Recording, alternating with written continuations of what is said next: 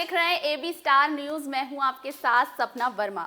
हर दिन इतिहास के पन्नों पे कुछ ना कुछ ऐसी घटना घटती है जो कि एक ऐसी छाप छोड़ देती है जिसे कभी नहीं भुलाया जा सकता, और उसी पर आधारित है हमारा ये कार्यक्रम जिसका नाम है एक किस्सा दिन का हिस्सा। तो चलिए शुरुआत करते हैं आज के हमारे पहले किस्से से, जो इतिहास के उस शख्सियत से जुड़ा है जिन्होंने महिला सशक्तिकरण को काफ़ी बढ़ावा दिया।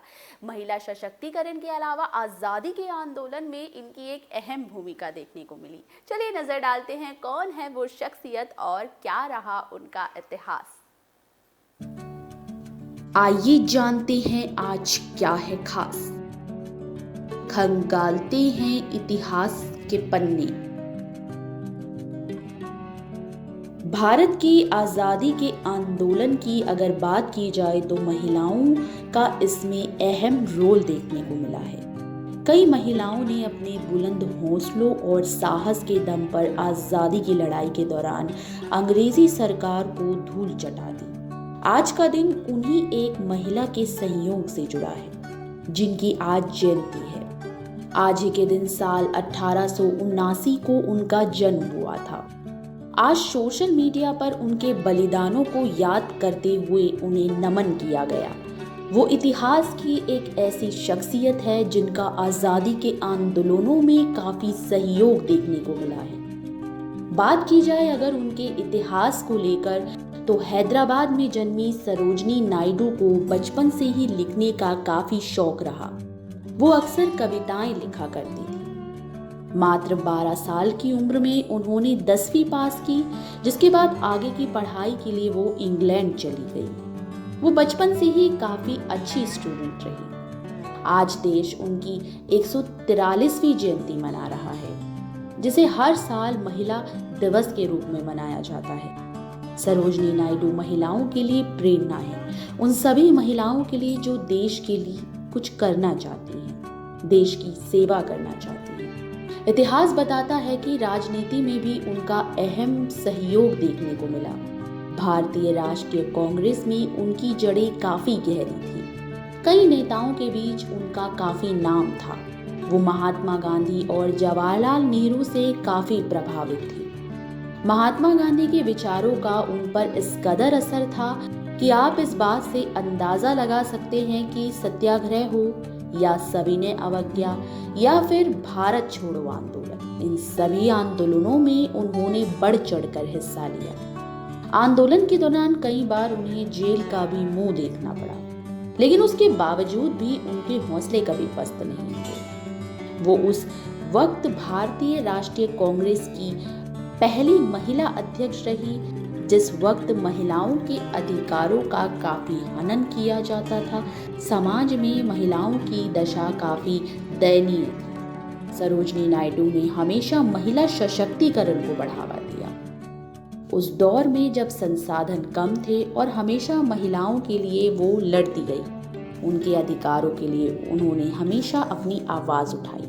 वो भारत की पहली ऐसी महिला थी जो किसी राज्य की राज्यपाल थी, और वो राज्य था जनसंख्या की आबादी से घना यूपी। यहाँ उन्होंने साल 1947 से 49 तक बतौर राज्यपाल पदभार संभाला। एक सफल राजनेता के अलावा वो मधुर आवाज की भी धनी थी, जिस वजह से उन्हें कोकिला नाम से भी जाना गया।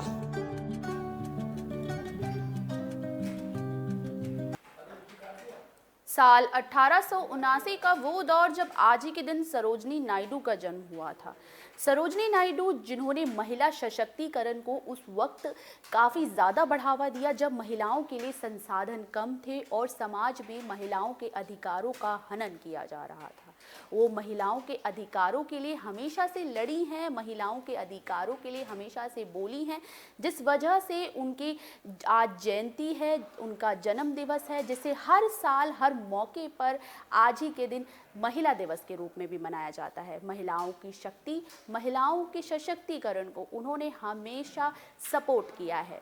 बढ़ते हैं हमारे अगले किस्से की तरफ। हमारा अगला किस्सा उस महान वैज्ञानिक से जुड़ा है जिसने एक ऐसी खोज की जिसकी वजह से वो उनके लिए जानलेवा साबित हो गई। चलिए नज़र डालते हैं कि वो क्या खोज थी और वो कौन से महान वैज्ञानिक थे जिनकी खोज उनके लिए जानलेवा साबित हो गई।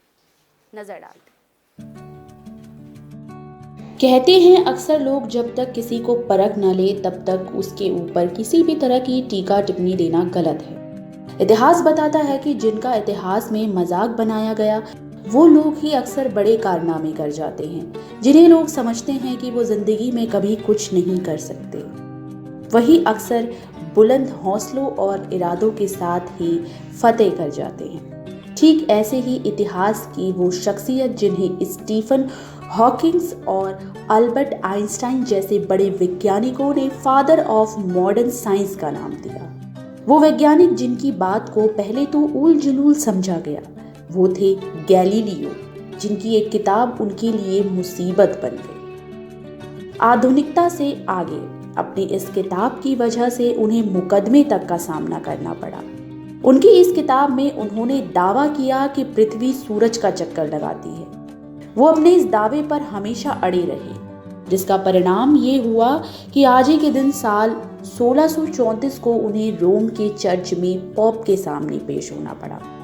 उस वक्त भी वो अपनी बात पर अड़े रहे और कहते रहे कि उन्होंने जो लिखा है वो बिल्कुल ठीक है, लिहाजा उन्हें जेल में डाल दिया गया। बाद में उन्होंने चर्च के सामने अपने लिखे की माफी मांग ली तो उनकी सजा कम कर दी गई, लेकिन उन्हें घर में ही नजरबंद कर दिया गया। उनकी किताब को छपने से रोक दिया गया।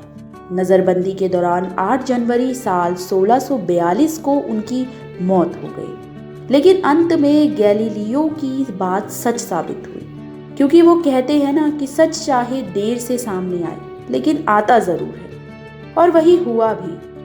350 साल बाद ही सही एक समय ऐसा आया जब गैलीलियो की बात सच साबित हुई। चर्च ने उन्हें सही ठहराया। वो चर्च जहां एक समय वो अपराधी साबित हुए, जहां एक समय उनकी थियरी को, उनकी खोज को ऊल जलूल बताया गया, उस चर्च ने उन्हें बेगुनाह साबित किया और उस चर्च ने उन्हें सही ठहराया। फादर ऑफ मॉडर्न साइंस के नाम से मशहूर महान वैज्ञानिक गैलीलियो, इतिहास की वो शख्सियत जिन्होंने दावा किया था कि पृथ्वी सूर्य के चारों तरफ चक्कर लगाती है। उनके इस दावे की पर एक किताब भी लिखी गई, जिस किताब की वजह से उस वक्त उनकी इस बात को ऊल जलूल मानकर उन पर कई मुकदमे किए गए। बात यहाँ तक पहुँच गई कि उन्हें जेल तक हो गई, लेकिन बावजूद इसके वो अपनी बात पर हमेशा अड़े रहे और अंत में आखिरकार साबित हो ही गया कि पृथ्वी सूर्य के चारों तरफ चक्कर लगाती है। उनकी इस बात को जो पहले गलत साबित हुई उसके बाद सही साबित हुई, जिसके बाद रोम के शासक ने उनकी इस बात को सही साबित करते हुए उन्हें सही माना। लेकिन तब तक उनको उस वक्त के दौर में काफ़ी ज़्यादा यातनाएं भोगनी पड़ी, यहाँ तक कि उन्हें मौत तक मिल गई। वक्त हो चला है अब आपसे विदा लेने का। हम फिर मिलेंगे किसी नए किस्से के साथ। तब तक के लिए देखते रहिए एक किस्सा दिन का हिस्सा। शुक्रिया।